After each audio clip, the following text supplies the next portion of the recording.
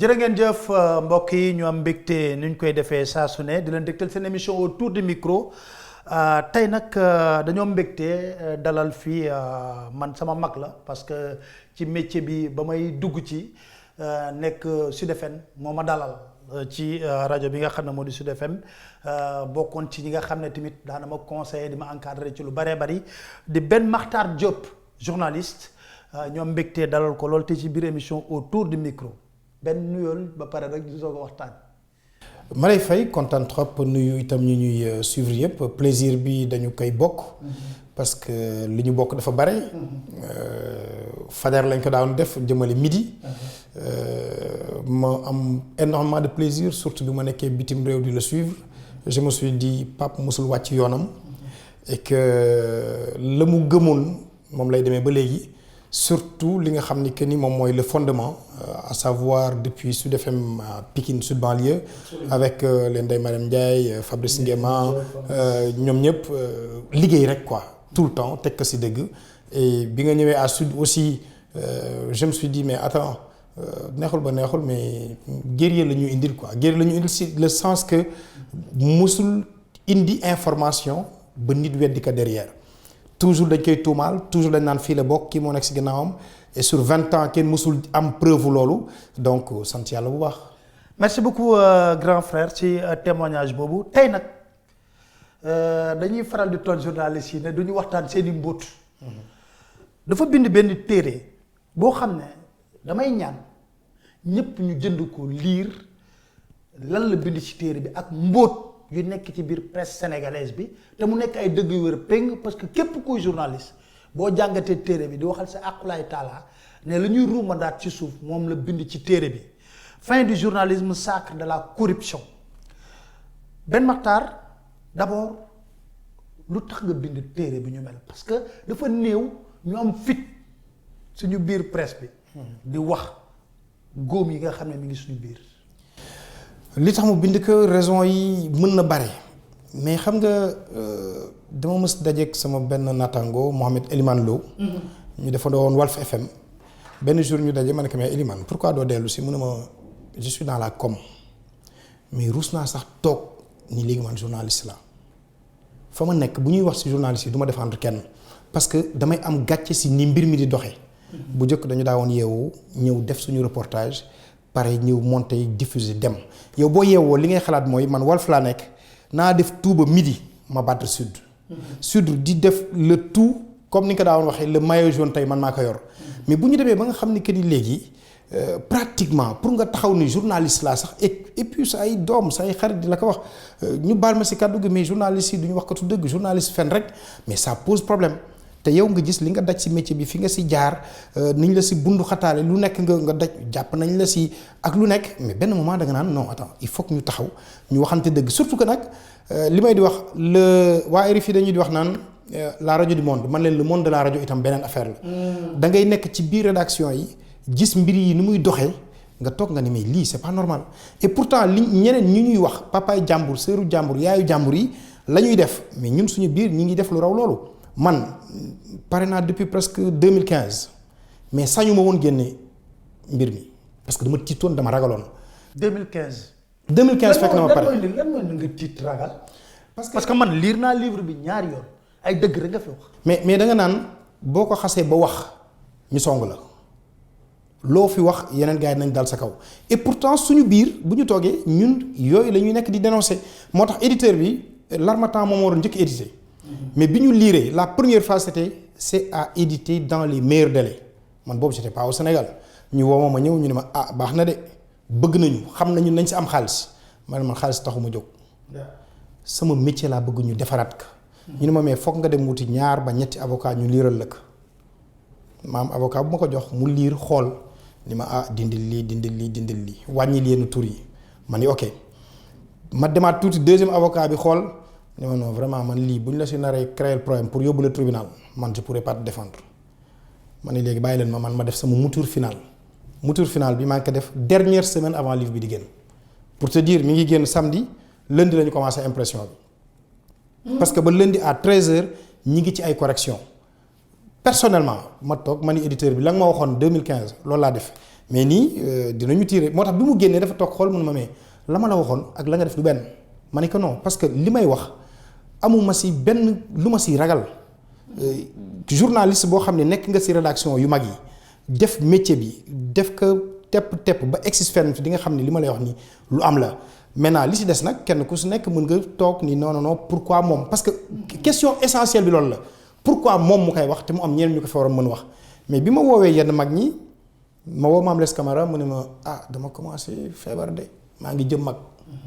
mais je te supporte je te soutiens tu as ma bénédiction jour bi ma nee tu as ma bénédiction ma woo Diadji Touré mu ni ma benn n'hésite pas il faut y aller Sada Kane wax ma la même chose. ma woowaat Mame Less ni que mais grand vraiment mu ne ma tu as ma bénédiction maintenant nag sànnikatu xeer yi ñu ngi taxaw sa wet. waaw te ñooñu defuñu journalisme bi. wax naa la ko jour bi la moo tax bi ñëwee jour bi muy génn nga wax ma loolu ma dem toog ma xool ba mu yàgg ma ni mais attends man li may wax nii dama ko dundal sama bopp. mon propre fils année bi muy am bac di dem France di am bourse et tout génn na école am ñu bind ay affaire si man mu jënd journaux yi taal leen ni ma lii n'est pas question samay xarit di ko gis je lui ai dit mais li ñu wax dara amu si mun ma man j'ai pas la preuve journaux yi ñoo ko bind donc c'est vrai je me suis dit nag à un moment donné parce que départ bi c'était pas pour dénoncer yenn affaires yi départ bi c'était juste pour delloo si waat journaliste yi si li nga xam ne moom mooy seen métier parce que Pape dañu dund fenn man je me dis que fi ma gën a épanouir sama métier mooy sud absolument parce que dama doon seet da ngay ñëw réunion rédaction le matin ñu ñëw toog Omar Diouf Fall maa ngi ñaan yàlla wéral yaram bu baax parfois day ñëw réunion rédaction li ma lay wax loo dund la day ñëw di wax mu yàgg nday fàttali ni ko Omar dañuy liggéey mën ngaa dem toog Omar doo ñu bàyyi ba ñu pare yenn saa yi mu dem ba mu neex que fin bi mu ñëw waa léegi ni kon nag acce kaa leen ñu waxtaan seen grand la mën naa leen wax yenn yi mais amul woon kii mooy vedette wala kii mooy lii kenn ku si nekk ki nga xam ne moom moo indi l'information du jour maillot jaune bi kooku moom mooy vedette affaire bi keroog bi ma déggee El Hadj Malick Sy Souris yi gaañu na dama toog ma ni mais Mansour Kane ji déggatuma ko fenn mais jour bii Bruno Metsu di démissionné il a été le seul journaliste boo xam ne que ni amoon na information bi ma xool ni ñu ko doon gérer day ñëw ni bon bu ñu ko génnee 17h bi ak Maodo ak Ndiaye plutôt nañ bàyyi ba 18h nga xam ne que ni dina jàllaat après si wax sa xalaat bi à 21h. mais ñëpp nangul ko loolu. mais lan mooy sa information du jour mu ni bàyyi leen ba 17h50 naa leen ko wax parce que boobu mi ngi verrouillé bi bateau le Joola di am itam même chose nga def le premier voyage dellu si ak yooyu donc man je me suis dit journalisme boobu ñu doon def est-ce que am na ba tey. mais lan moo tax amatul parce que est-ce que journalistes yi ñoom ñooy wër sensationnel wala animateurs yi ñoo jël place journalistes yi lan moo wala rédaction yi moo amatul. pour man dafa am ñaar. est-ce que public bi mooy obligé journalistes yi ñu dugg ci sensationnel wala journalistes yi ñoo tàmmal public bi sensationnel ba mënatuñ ci génn beneen affaire bi mooy qui est journaliste dans ce pays. absolument question véritable. parce que tey man bu may déglu Sud FM ba léegi ba démb moo ci mujj bi may jógee Kaolack di ñëw je me suis dit mais attends Sud FM ba ma doon dégg ak Sud FM bii ba léegi une certaine Khady Sène moo doon présenter journal je me suis dit mais li muy def nii en fait moom la ñu daawoon di def. donc qu'est-ce qui a changé pourquoi les gens vont écouter moins Sud FM qu'une autre radio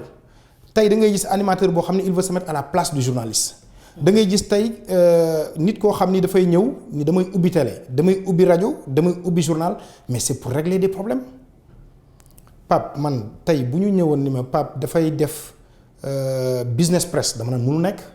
parce que fa mu jaar la nañu ko former la am na étude boppam am na nu muy doxee mais toujours heure boo génnee benn information de taille teg ko sur la table ñu ni kan moo ko fay. waaw loolu.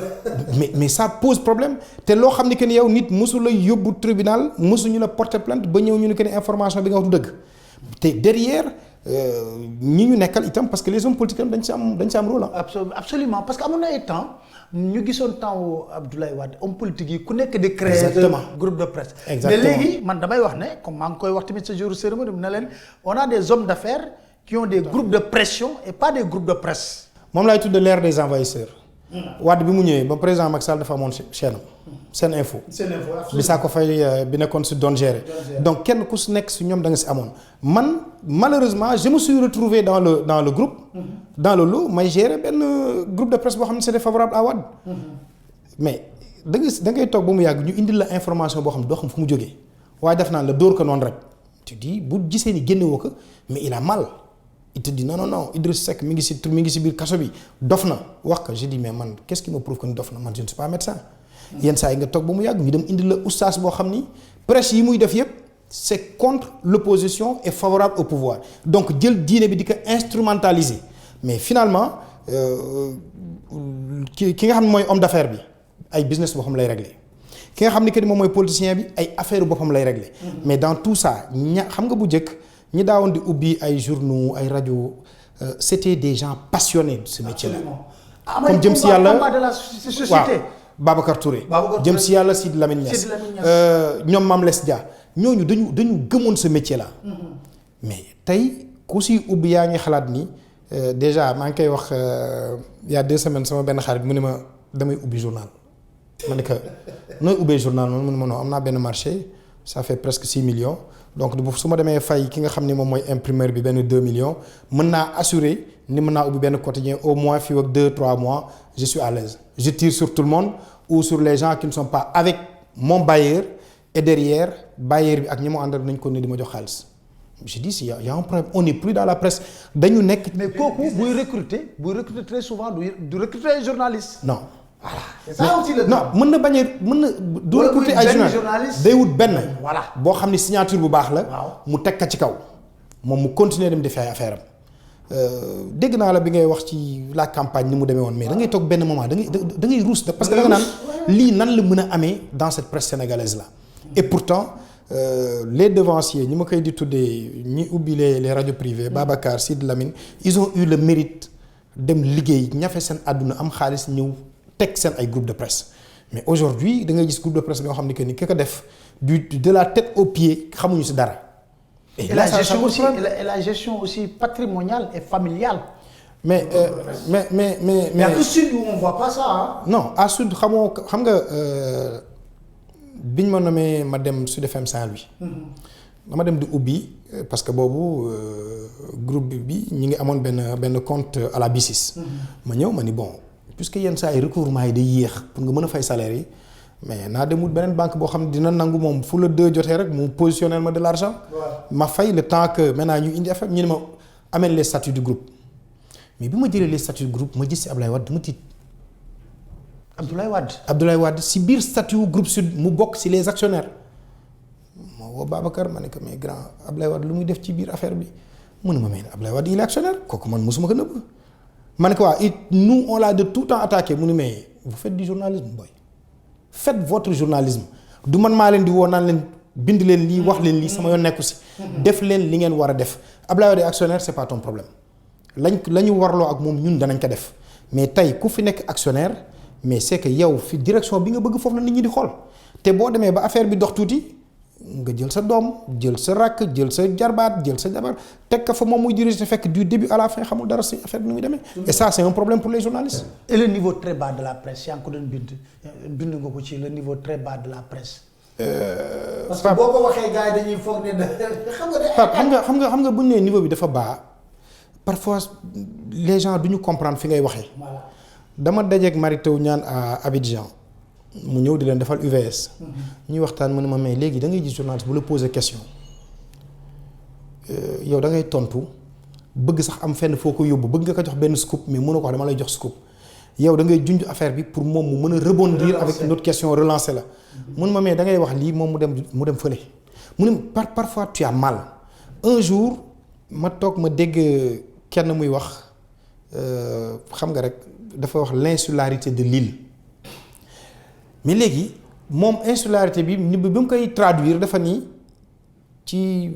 vraiment grand journaliste présentateur en wolof mu ni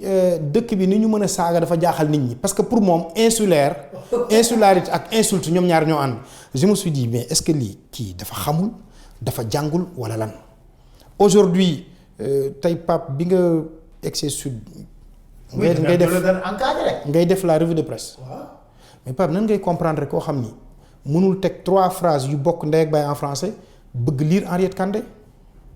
mënul nekk. yow nga def sa enquête ñëw teg ko moom du xool les tenants et les aboutissants ñaar ñetti phrase la si génne yi ñu titré moom si loolu rek lay defee revue de presse mais y a problème. D'ailleurs je pense que Sud est l'unique groupe boo xam ne celui qui fait la revue de presse en français moom moo koy def en wolof. waaw parce que loolu aussi. non mooy buzzword bi rek. lan la peuple bi bëgg dégg ñi si ëpp dañ naan lii la peuple bëgg dégg naa dem ak ñoom ci loolu tey je prends le cas de Fabrice Nguema mais ñi fi def revue de presse ñëpp Fabrice niveau bi moom en français kenn amu ko si. waaw boo ko teggee Ndeye Mariam Ndiaye moo si topp. mais te loolu ñuy wax en français am na ñoo xam ni sénégalais yi parfois dañ naan mais kii li muy làkk lan la quand Fabrice dit il a la queue entre les jambes gars yi dafay saaga. mais hors français la nekk di làkk. Véritablement donc niveau boobu di wàcc Pape dafa commencer si les écoles de formation man ubbi naa école de formation. am na école bu ma mës a jàngale fii un grand groupe am seen école ay 5-6 campus mais ma toog si biir classe bu mu yàgg moo am kenn ku ma laaj ndekete boobu man ñi ngi may contrôler te xaw ma ko envoyé nañu ñaar nit ñoo nekk si salle bi moom étudiant bi toog yaa ngi mais monsieur pourquoi ñun ñuy def journalisme ñu ñuy boole ñuy def communication man que ça c'est le business des écoles privées. c'est-à-dire man que les écoles supérieures privées business bi ñuy def mooy dañuy jël si benn classe dugal si kuy def journalisme kuy def communication kuy def marketing. du benn. première année deuxième année loolu ngeen di jàng tout lépp ngeen di jàng. à partir de la troisième année ñun leen léegi ñi def journalisme nañ dem fee ñi def communication nañ dem fee ñi def marketing nañ dem fële mais si nañ dem fële boobu c'est que journaliste bi le futur journaliste moom il a 3 matières en journalisme marketeur bi il a 3 matières en marketing communication même chose. bu ngeen génnee mais il y a un problème c'est que tu n'as pas fait communication tu n'as pas fait marketing tu n'as pas fait journalisme am na sax école boo xam ne defe naa nit ñi boo paree wax ma yow lan nga bëgg ma defal la est-ce que ma defal la communication journalisme wala marketing communication wala journalisme communication je dis il y a un problème ce qui fait que bu ñu egsee dans les rédactions yow le minimum li ñu jëm si yàlla maam Ali Konté ak Safi li doon expliquer un jour ni ma un journal doit savoir poser une bonne question ñoom loolu duñ ko mën donc bu ñu ñëwee dans les rédactions tu es obligé de tout reprendre. mais et puis malheureusement nga ñëw si xam nga yaa ngi doon wax Safi Mame Ali Konté ñun dañ doon wax ne l'épée de Damoclès ñu ne l'épée de Ndiaga Sylla parce que mi ngi lay déglu alors donc mais mu amaat beneen formation boo xam ne da nga koy am ci biir rédaction yi man ba ma ñëwee sud yéen ngeen nekk fa des fois ma ne la am naa idée bii reportage nga ne ma angle de traitement bii gënul wala defal ma ko pour le midi si angle de traitement bi donc je veux dire que loolu mooy doon beneen double formation booy am waaw double de formation bi nga am ci rédaction bi. man Pape bi ma njëkkee présenté journal à Sud dama ñëw lundi dimanche ñu programme ma dimanche 18h. ma ñëw xam nga rek bëgg prouver et tout. Wade di def benn meeting à Guédiawaye yéen ngeen couvrir envoyé bi may titré ma ni les promesses de Wade sont un fainéant électoral mais j'étais surpris bi ma paree journal Babacar Touré woo ma ni ma mais vraiment chapeau quoi tu as bien fait c'était très bien mais Fenergan marque pharmaceutique la dafa am concurrent boo ko waxaatee bu ñu la porter plainte booy man du ma si mën dara je me suis dit lii ñaata yoon laa ko wax si àdduna te kenn musul taxaw ni ma que ni baaxul. je boobu j'ai dit cette expression là da nga koy jël tekk fële donc nga xam ni da ngay jàng si biir rédaction bi toujours heure boo defee papier parce que dañ daawoon di partager dara day am ñu toog dañ koy waxtaanee la rédaction est souveraine loolu moom moo amatul léegi. la rédaction est souveraine mooy sujet bii la ñu bëgg traiter tey nan lañ koy traiter kan mooy def lii kan mooy def lii kan mooy def lii. nañu woolee correspondants régionaux yow jëlal angle bi yow jëlal angle bi. mais loolu pour nga gisati que léegi c'est un problème di nga gis rédaction boo xam ni bu fekkee quotidien la dinañ dem ba 19h du ñu xam ne la ñuy bi génne suba. mais xaalis bi. xam nga li may tuddee infomercial. da ngay ñëw ñu ni la ñu woo la 22h nii la demain am nañu commercial. am nañu commercial mooy lan mooy port autonome de Dakar dafa am benn affaire bu muy def benn activité. ñu ne la jëlal le meilleur journaliste ou le meilleur reporter nga envoyé ñu ko foofu moom la ñuy jox oto moom la ñuy jox caméra 7h ñu jëli ko këram mu dem defi loolu nga ñëw la matin ñun la am na leneen lu fi am si ginnaaw waa COSEC dañuy def ñoom tamit commercial temps bi sama grand bi Gagny Sakho nekkee OFOR ñu wol ni la OFOR itam dafa am commercial ça te fait déjà 3 reportages bii nekk hors de Dakar bii nekk Thiès bii nekk biir Dakar nga joxe ko léegi yow amatoo da ngay meuble rek. waaw amatoo oto benn caméra nga am benn caméra bi ngay jël boole kaak 4 reporters ñu dugg ci oto bi di wër Dakar ba 19 ba 17 heures bu ñu ñëwee lan moo war a njëkk jàll commercial moo war a njëkk jàll mais ça veut dire qu'on est en train de tuer l'information au profit de la communication man moom laay tuddee l'information de communication et le patron quand tu lui dis dafa naan la mais man lii moom mooy dundal bu dul lii fin du mois dama la fay donc fan la souveraineté rédaction am foofu fan la journalisme amati foofu parfois même tu vois des choses yoo xam ni j'aime bien l'industrie pharmaceutique parce que exemple yooyu dama ko dund foo xam dañ naan la defee que nii waa ji fay nañu nii la bëgg ñu waxee que nañ ko parfois on fait le reportage yónnee ko mu déglu ko changer benn mot wala ñaari phrase wala ni la daggal li wala image bi koy illustrer baaxul et la rédaction l'accepte parce que simplement en haut la direction commerciale moom moo am la priorité sur l'information te loolu nag tant que mi ngi am mais du ñu mën dem. alors ce livre bi tamit mode de recrutement yi surtout par rapport aux femmes et tout ça. promotion canapé. am na ci biir presse bi. bien sûr c'est ça la réalité. aussi il faut pas se voiler la face il faut ñu. Pape waaw loolay dëgg. Pape xale yu jigéen ñi li ñuy daj ci presse bi mu sañ ñu ko wax. duñ ko nettali. non dañ koy sax rusa nettali. parfois di nga former nit mu dem dellu su ni la ah man de dem naa def entretien cas bi ma si mujj am xale bu jigéen bi waa ji dafa xool ni que vraiment ça va mais repasse en fin de semaine. ñu dem ba vendredi mu woo ko ne que ñëwal dimanche matin il y aura moins de monde bu ko defee boo ñëwee ma defaatal la beneen prise de vue et puis mais bi mu demee le gars lui a dit ah fi mu toll nii nag moom man maa war a jox le quitus au patron pour ma wax que ni que yow baax nga mais dafa am nu muy demee ñenn ñi dañ koy nangu ñenn ñi duñ ko nangu je dis que suñu biir parfois di nga gis nit def benn affaire ñu wax que mais man mënuma comprendre xale bu jigéen boo xam ne si rédaction boo mu nekk lañ koy ëmbale. après ñun nañ dem dindi ci ko te kenn sañu ko wax parfois nga gis patron boo xam ne kenn day jël kenn teg ka ci kaw ñëpp xale wala ñun la bindal ko journal bi yaa koy defal le reportage yaa koy bindal journal présentation moom day ñëw rek comme speaker quoi. ñëw wax ñenn ñi dañ koy nangu ñenn ñi la man du ma ko fi nangoo parce que kii dafay ñëw jaar suñu kaw te dem donc y a un problème gis naa sax présentatrice yoo xam ne que ni ñi leen di fay nekkuñu ci biir groupe de presse bi. Le patron dafay pactiser keneen pour ne pas citer le cas d'un officier supérieur bu nekk ci les régies financières là mais moom mooy fay salaire xale bu jigéen bi laajte na ñaata la ñu koy fay ñu ne que 200000 mu ne woon chaque mois je vais donner 500000. l'essentiel na nekk ci. non moom day envoyer 500000 pour que xale bi nekk fa ñu koy teg à la présentation parce que nee na moom pour que xolam neex foog mu gis xale bi muy présenter journal présenter émission léegi ñu koy def ba mu yàgg mu jëndal xale bu jigéen bi oto. après léegi c'est le patron qui fait le link nag ni que bon diw mii kat nee na nga dem jàngi defi permis après waa ji commencé yónnee benn 100000 200000 te parce que bu jotee mu am nu mu def ak moom donc en plus des 500000 qu'il envoie am na leen lu mu koy yónnil boppam bu toogee ba jëndal ko oto à partir de ce moment la fille a sa merci. Et cette fille-là devient pratiquement la top du monsieur au sein des rédactions ce qui fait que ñu góor ñi ils sont obligés donner wu corps et âme pour mën si génn ñu jigéen ñi. mooy loolu moo tax ma ni. dafa mel ni effet de mode la sax léegi télévision c'est beaucoup plus les. non Pape bu ñuy kii gars yi dañ naan la kii jekk na rafet na nañ ko fa teg moom na toog rek meublé parce que kenn du romb te doo taxaw xool ko mais ñi nga xam. mais loolu aussi day am impact sur la qualité des émissions. mais Pape dama lay jox exemple kenn koo xam ni pratiquer nga ko ñu nekkandoo woon ak moom sud. ngeen defandoo ISIC. muy Nafissatou Diouf. bu Rufisque. oui mais pour man dans cette presse sénégalaise génération actuelle bi. elle est très brillante. pour man kenn mënu si Nafissatou Diouf. elle est docteur même maintenant. elle est docteur. voilà. elle a fait l'UGB ñëw.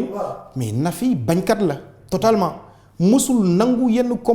compromission yi non moom day liggéey pare dem yoonam genre yooyu am nañ ko. elle était à la RTS. voilà les Lika Sidibé genre yooyu da nga gis ni que ni ñii fulla ak fayda ak seen xam-xam la ñuy demee mais derrière di nga si gis nag ñoo xam ne que ni franchement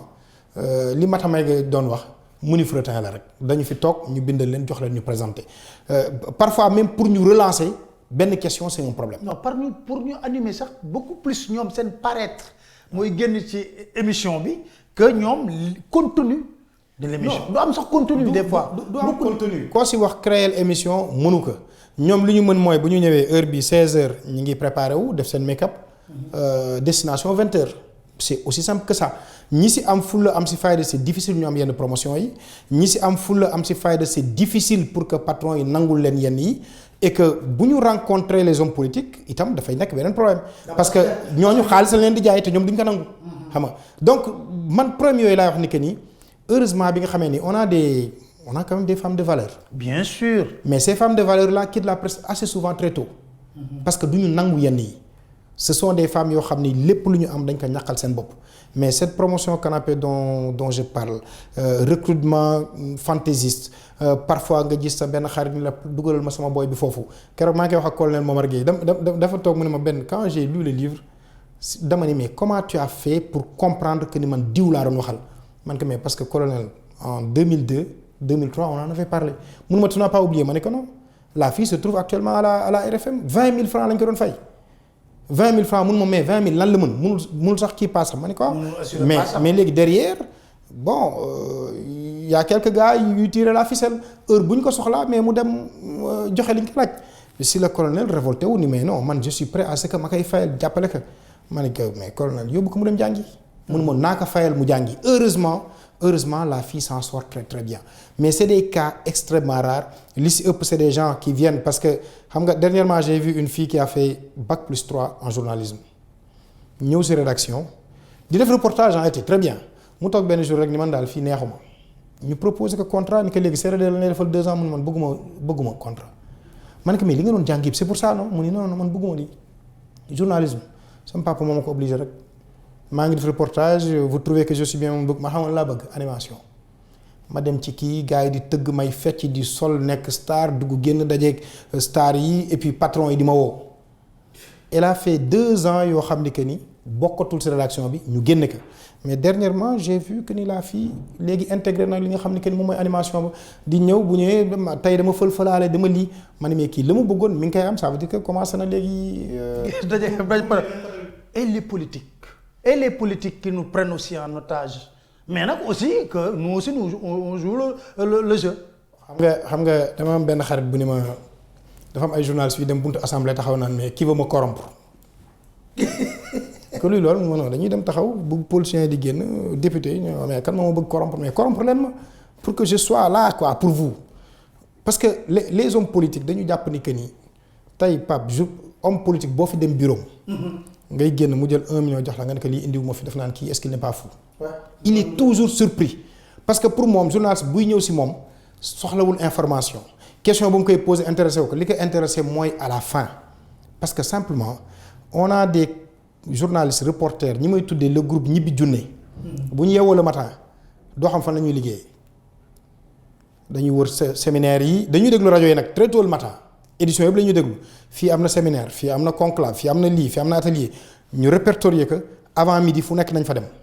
parfois dañuy envoyé kii mu dem résidence Mamoun kii dem hôtel bii kii dem hôtel bële bu demee day bind seen tur ñoom ñëpp mais day bind tur rek bàyyi espace bi nga xam ni mooy organe bi bu toogee xool ni que ni Pape Alé envoyé wul kenn Dakar Matin mu bind Dakar Matin signé jël affaire bi yow pour ki nga xam ni moom moo organisé. Mais Dakar Matin a pris 25 000 ou a pris 10 000 ou a pris 5 000. Après il va appeler pour dire jox leen ma kii wu Dakar Matin le gars il est prêt à monter l'élément def si logo Dakar Matin yónnee ko si loo xam ne yow jàllul benn yoon si yow. Maintenant les hommes politiques ñoom tamit vraiment kenn demul ñu des. parce que dans le cadre de leur intérêt tey Pape fii à Dakar tu as des chaînes de télé qui appartiennent à des hommes politiques. Bien sûr. Tu as des radios qui appartiennent à des hommes politiques soxlawuñu mu ñoom bëgguñu nekk au top nañu mën a régler seen problème rek nañu am waxukaay. Tu as des journaux yoo xam ni que ni dafa am ñu nekk seen gannaaw moom leen. mais dafa am sax yéen ñenn ñi yoo xam ne ay groupe de presse yoo xam ne da ngay gis benn homme politique pendant 2 mois toutes les émissions yi war a jàll si groupe de presse boobu dina fa jaar j'ai vu ça pendant les locales. Non, pendant les locales c'était trop flagrant. Non c'était trop flagrant. Information de communication bi may dénoncer foofu la gënoon génn. parce que nag aussi xam nga les hommes politiques ñoom lu ñu bëgg mooy toujours rester au pouvoir. dañ leen koy nangul aussi. Absolument. parce que ñoom dañuy trinquer dañuy sonn pour accéder si yenn niveau yi. mais boo ñëwee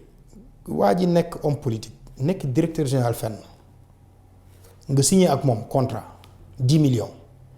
mais attends lu mu bëgg loolu nga koy defal. Cheikh Kanté tout le temps bi mu nekkee fii directeur général du port. koo gis mu attaqué fi port c'est parce que soit xaalisam teelagul dugg. war nañ ko fay reliquat fay ñu ko wala signé wul bu leen sonalee bàcc leen ñaar ñeenti yoon ñu woo ko signer ko contrat. à la Sénélec actuellement c'est le même cas da ngay dóor waa ji bu baax ñu woo ni que mais benn contrat wu 5 millions wala 10 millions ngi nii ñenn ñi sax nañ dem ba un peu plus que ça mais yow ki nga xam ni que ni moom moo la teral moo lay tëral. te loolu ces contrats là de plus en plus loolu dafa nekk loo xam ni que ni am na parce que au départ tu ne lui dis pas sama rédaction kat na muy fonctionner ça n'a rien à voir ak communication ma lay defal. kooku c'est véritablement un problème te dafa nekk yoo xam ne ñi ngi koy di dund actuellement et ce sont les journalistes ñoom ñooy dem am na. mais on peut faire la part des choses. malheureusement non que rédaction bi bu waree def journalam def ko normalement après li nekk public reportage mu génne ko aussi. mais Pape am na benn exemple bu am Rewmi quotidien la amoon Rewmi dafa signé ak Senelec comme ñu signé tey suba. L'après-midi rédacteur en chef bi il n'est plus là-bas malheureusement loolu moo ko fa jëlee l'après-midi moom mi ngi doon travailler ci benn affaire Senelec mu titré que le lendemain ñu mise à pied que 15 jours tey la ñu signé contrat bi le lendemain mu titré Senelec ñu mise à pied que 15 jours bu mu dellu see waa ji ni que baax na mën nga dem et pourtant il n'a fait que son rôle de journaliste. waaw mais parce que léegi dañuy te duñ la informer que signé nañu ak diw buñ la informer mais tu es obligé de tenir à carreau. soit nga bëgg nga nangu ko def baax na nangu woo ko def nga dem sa yoon mais bu fekkee yow yëgaluñ la patron bi il a signé le contrat empoché na acompte bi benn 50 ou 60% ba pare yëgalul kenn dara mais le journaliste moom il est libre il fait ce qu'il a à faire et malheureusement il y a une floraison de contrats moi j'ai été surpris de découvrir parfois même de très grands noms de la presse yoo xam ne que ni dañ leen signaler ay contrats ci de très grandes boîtes dans ce pays parfois tabaski ak yooyu yëpp ils ont droit à quelque chose. mais ñooñu je suis désolé mënatuñu def journalisme correctement. mais aujourd'hui aussi on remarque aussi que sànq yaa ngi ko doon wax ñi nga xam ne ñooñu envahir les hommes d'affaires c'est vrai que ça existe partout dans le monde mais li ñu ciy seetlu mooy c'est plus des groupes de pression par exemple ku ci meroog Macky Sall boo xoolee rédaction boo dégloo rajoom xool téléem xool journalam rek xam yan relation la am ak président Macky Sall en ce moment. tout à fait. c'est en fonction sur état wu relation bi ñu seq ak le pouvoir. Ouais. parfois bu ñu toog yaa gis ni que ni pouvoir bi affaire bi neexul sax temps yi moom waa ji ñëwul géew. mais da ngay woo le rédacteur en chef woo le directeur de publication ou le directeur de la radio ou de la télévision ni ko mais jóg leen si moom ñu fët état bi fët yu baax. génne yéen yoo xam ne génne ñëw toog. man j'ai été sidéré d'apprendre que et c'est encore en cours. que tey on a un organisme boo xam ni c'est central au niveau de l'État boo xam ni tey on a une bonne chaîne très suivie de télévision boo xam ne que ni mais seen ay salaire fa lay jógee mais kooku est-ce que mën na toog di def une émission normale tëdd njaaxaanaay ce sont des problèmes qu'on rencontre man damay di rappeler wu xaw ma ndax loolu yaa ngi koy rappeler wu jour bi Babacar Touré toogee 22h woote nii Sud Quotidien bu leen def dara monté leen rek ngeen bàyyil ma indi foofu ak la page 3 maa ngi ñëw. gars yi ni ko lan la mu ne ma information moom amu leen ko et Babacar Touré ku ko xam-xam ni il est mouride. mais Babacar est venu vers 2h du matin indi information comme quoi Serigne Saliou Mbacké moom mooy tête de liste. bi bu PDS. relation yi mu am ak Wade ak moom li mu seq ak Touba mu ñëw génne loolu. le lendemain Sud mi ngi génn ay 11h mais taxawul ñëpp a ko jël. ñun revue de presse on avait juste la une. mais je me suis dit kii li mu def naroon perte ay digganteem ak Ablaye Wade digganteem ak Sëñ Saliou digganteem ak Touba affaire bi nar a xajam mais terewul moom parce que journaliste la mu ne information bi du ma ko bàyyi mu dem te li ma am wóor na ma donc dama koy teg sur la table tey patron de presse yi la ko mën defal lañ leen di wàññi ndagam am na. et le courage. waaw ñi si ëpp ils ne font que régler des problèmes xam nga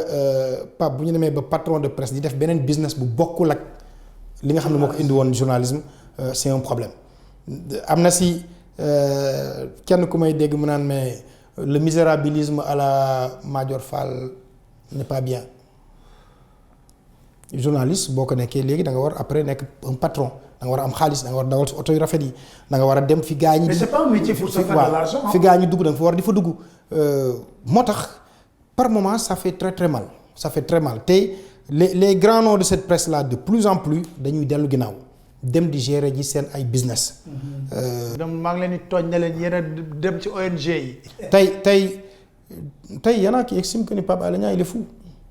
y en a qui estiment que un Bougane il est fou parce que dañ naan mais dem nañu ba asseoir benn affaire pourquoi du ñu toog commencer nekk ak waa ji en odeur de sainteté waa ji di leen jox ñu toog jàpp seen. on a aucun problème ak waa ji. xam nga mais non c'est que pour te dire nit ñi ni ñu koy defee même certains confrères te le disent ñii dañu bëgg sacrifier seen àdduna am nañu ba pare nañu continuer di am nekk ak waa ji si jàmm parfois mu woo leen perfuser leen ñu dem. je dis mais pourquoi mënu leen nangu nit ki liggéey am xaalis continuer di liggéey continuer di am. ba pare di tedd si métier bi nga xam ne kenn moom lay demee. sànq yaa ngi may tuddal Ndiaga Sylla mais c'est que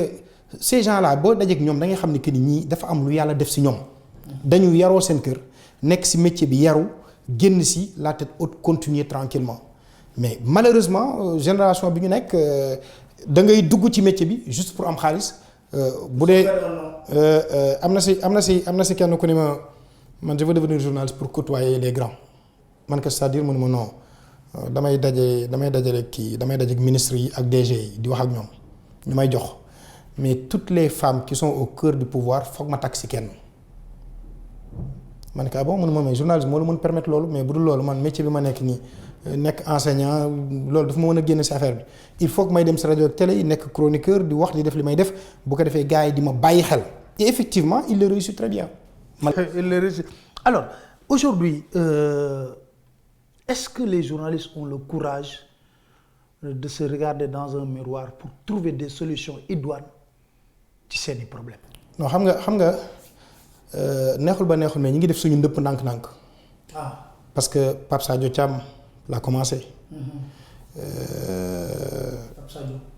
am na liggéey bu rafet bu mu si def. la dernière fois je lui disais que ni il faut que ñu xool parce que ñun ñooy dof yi man que Pape Alé a fait une chronique toog wax lu mu waxul gars yi amul maa ngi xaar réaction yi pour gars yi fayu ma ne que mais ñooñu nga xam ne que ni am nañu au moins ce minimum de courage là mais pourquoi le 2 mai prochain bu ñu waree def veille journée internationale de la presse ñu organiser benn dîner ñu toogandoo ñun ñëpp. mën a waxtaan suñu biir parce que nag ça fait très très mal tey jigéen ñi nga xam ne ñoo nekkoon ci profession bi te ñu baax wut nañu des planques ailleurs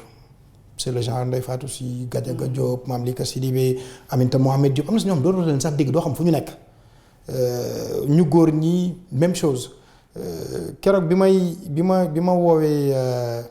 Mamadou Malaye Diop dafa ne ma il y a 3 ans on m'avait interviewé j'ai dit le journalisme est mort dans ce pays mun moo tax bi ma gisee nga bind fin du journalisme je me suis dit mais est-ce qu'il n'est pas fou c'est un job qui me rejoint un peu mun ma mais ce serait bien qu'on se retrouve ñu toog waxtaan parce que nag les gens ont la passion de ce métier là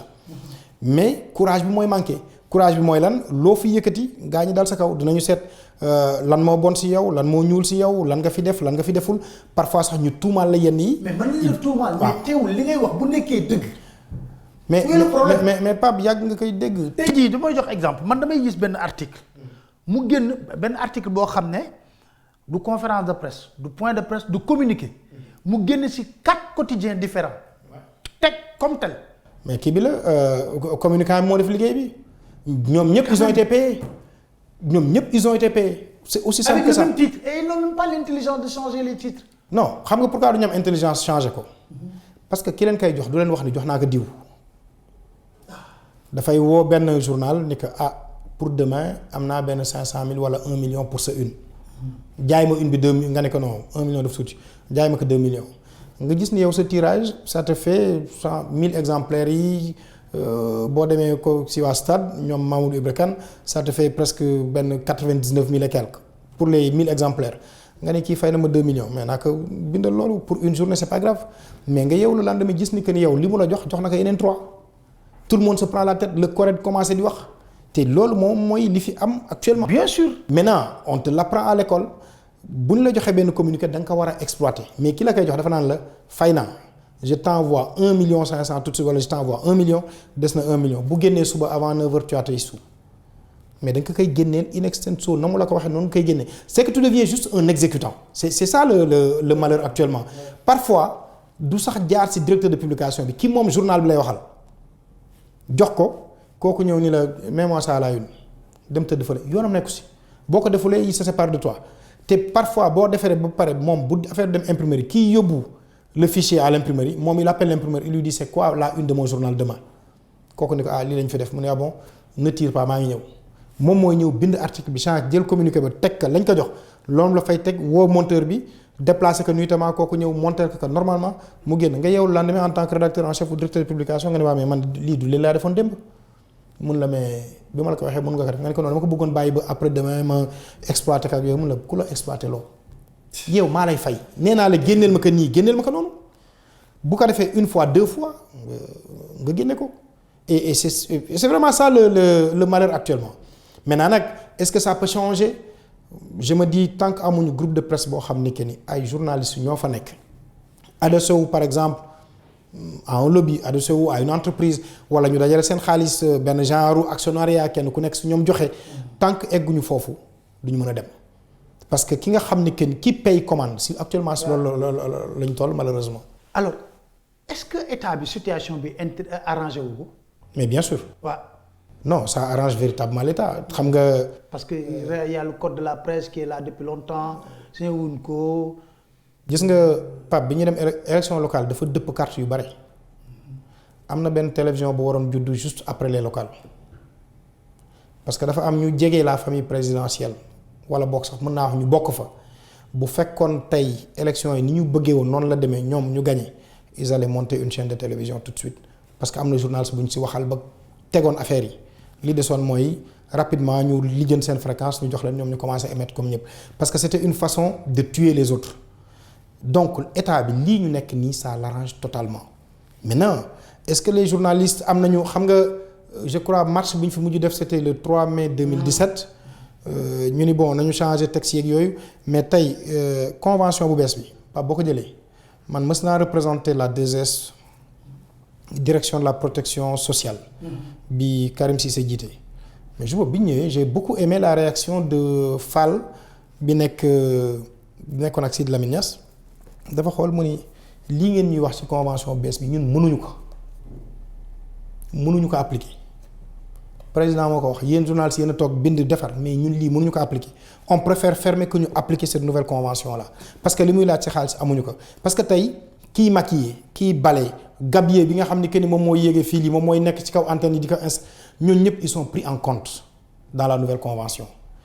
et c'est tout à fait normal parce que année bi ñu nekkee sud ñu jàpp ñu yóbbu ñu commissariat central ci affaire Salif Sadio mais ñoom oustaz Alioune Sall dañ leen yóbbaale. absolument ñoom awa yi doon nettoyer dañ leen jël yóbbaale leen. donc bii yoon convention bi dafa jël ñooñu ñëpp en charge mais les patrons de presse disent que ni mënuñu ko appliquer tey am na des entreprises de presse de très grands groupes de presse yoo xam ni amuñu contrat en bonne et due forme. xamal la ñu am contrat de prestataire de service c'est pas admis par la convention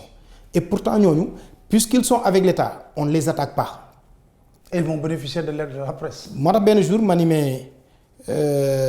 bi ma nekkee des médias dama toog waa ji ñëw l'inspecteur du travail ñëw bon ñun xamuñu ñu on est en haut ñu toog ba mu yàgg rek ndekete mi ngi si Cheikh Sarr di ko contrôler xam nga lan la doon contrôler. casque bi est-ce que son bi du dem ba tympaniser Cheikh Sarr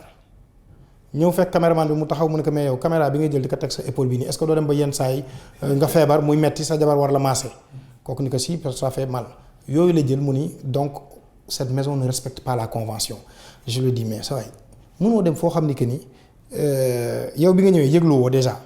mais au moins kii am na sax un semblant de contrat boo xam ni jaar na si yéen ngeen signer que déclaration mouvement du travailleur DMT mais demal fi nga xam ni que ni loolu amu fa nga wax non ñun fii la ñu yebal man fii laa def sama liggéey donc ça arrange bien l'État or une presse forte dafa nekk gage si démocratie. démocratie moom laa bëgg man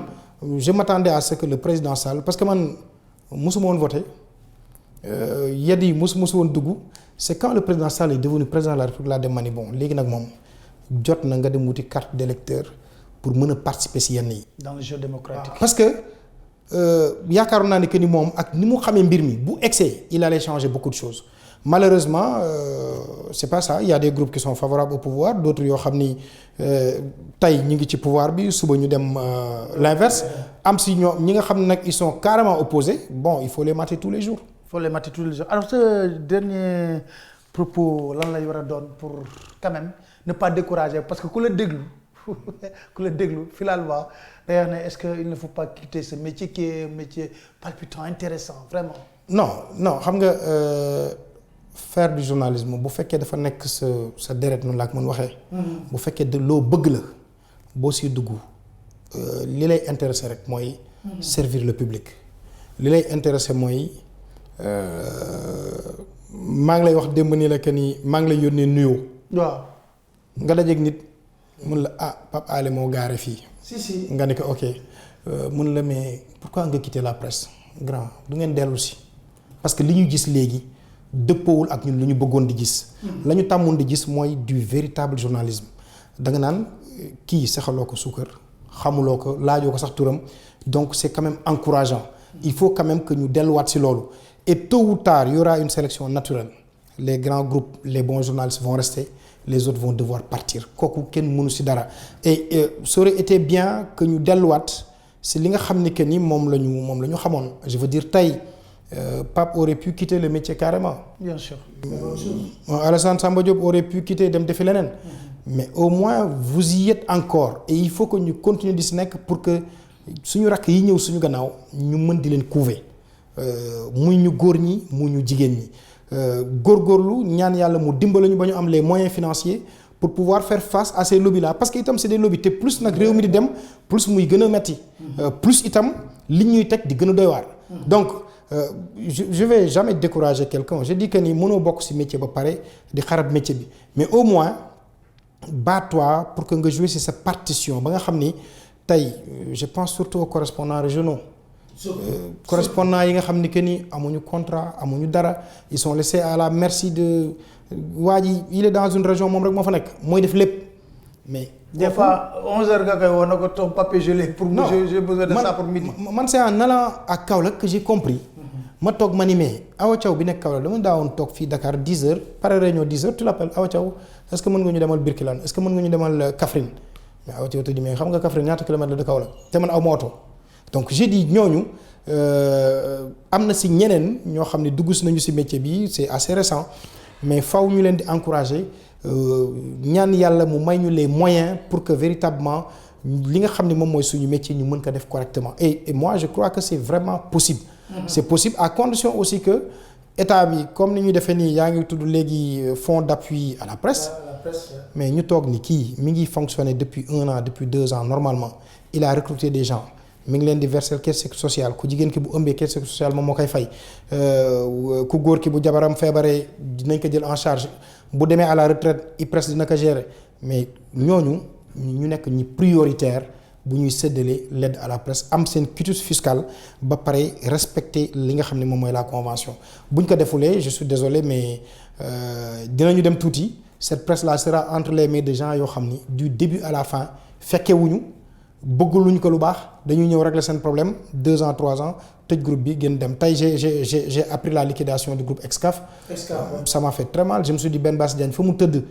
xam naa ni il doit avoir très mal parce que empire le montait en fait. Ça aurait été bien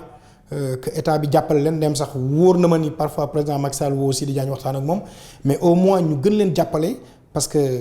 ku si mel na ay ñoom Samba si doon fa liggéey am seen njaboot toog tey du ñu am salaire mais c'est des familles qui vont se disloquer. Plus de 500 travailleurs war a xëy un jour ñu leen nañ dagg lépp simplement parce que xaalis amul mais c'est un problème il faut que état bi dugal si loxoom pour que ñu mën a contrôler les écoles de journalisme. C'est important. J'ai vu que ANAQ-Sup tey dugal na si loxoom pour que ton diplôme de journalisme soit reconnu il faut que nga respecter li nga xam ne que ni moom mooy les unités le quantum horaire. ñu jël ay journalistes yu ñëw di contrôler yow li ngay def. bokk dootul rek ministère de l'enseignement supérieur léegi il faut que tu passes par l'ANAQ-Sup quand même sax ça nous intéresse pas mais ANAQ-Sup ñoom dañuy ñëw ils prennent de grands journalistes d'anciens journalistes des doyens ñoom ñooy dem di contrôler li ngay def est-ce que loolu la wala déet donc à ce niveau là je crois que bu ñu contrôler les écoles réguler li nga xam ne moom mooy le fonds d'appui à la presse ba pare di def recrutement yu jaar yoon ñiy ubbi ay entreprises de presse respecter li nga xam ne que ni moom mooy la convention collective je crois que ça devrait pouvoir aller. Voilà. Merci beaucoup Ben Makhtar Diop parce que li nga wax yëpp tey ci presse bi kenn mënu ci dindi moo tax may suggérer conseil ñëpp ñu war a jënd livre bi lire ko pour xam les mots de la presse c'est important boo wax rek comme dañuy tooñ journaliste ne ñoom du ñu wax seen problème mais tey moom waxtaan lañ seen problème di la sant di la gërëm bu baax a baax di leen dig daje ci beneen émission autour du micro incha allah jërë ngeen jëf.